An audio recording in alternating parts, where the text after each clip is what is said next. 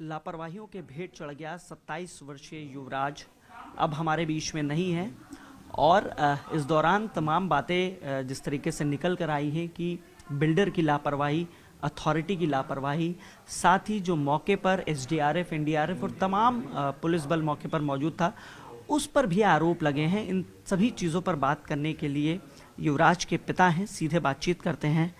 Sir, क्या वाकया हुआ था फ्राइडे को? वो चूंकि आपके साथ रहने आता था 2 दिनों के लिए, उस दिन क्या हुआ, कॉल पर क्या बताया और आप जब पहुंचे तो क्या कुछ आपने देखा?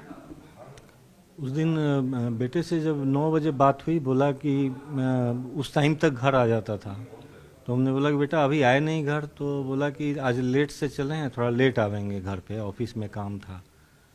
तो लगभग उस समय बात हो गई, लगभग 12 बजे करीब में उसका फ़ोन आया घबराई हुई आवाज़ में कि पापा मेरी गाड़ी नाले में गिर गई, हम उसमें फंस गए हैं, तो जल्दी आ जाओ, बचाओ हमको। तो मैं इमीडिएटली रश किया उधर।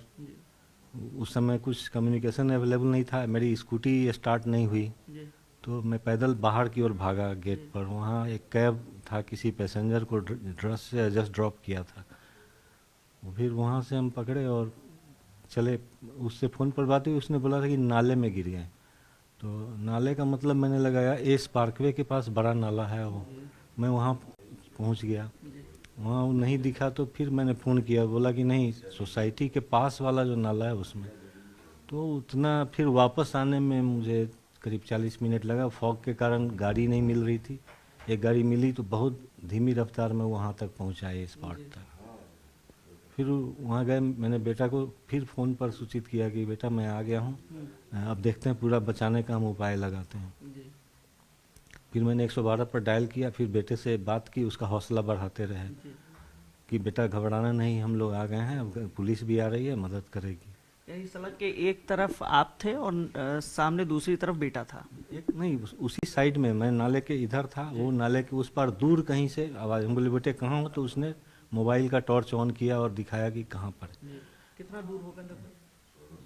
वो कुहासे में कुछ भी स्पष्ट नज़र नहीं आ रहा था, केवल उसका लाइट का एक हल्का किरण नज़र आ रहा था बस। तो पता नहीं चल रहा था कितनी दूरी पर है। फिर बोला कि पापा हम गाड़ी पर लेटे हुए हैं। इसका मतलब वो बैलेंस बैठने से बिगड़ रहा था, तो वो लेट गया था, गाड़ी के ऊपर आ गया था, गाड़ी के अंदर से ऊपर आ गया था और स्ट्रगल कर रहा था, किसी तरह बैलेंस बना के बचने का उपाय कर रहा था।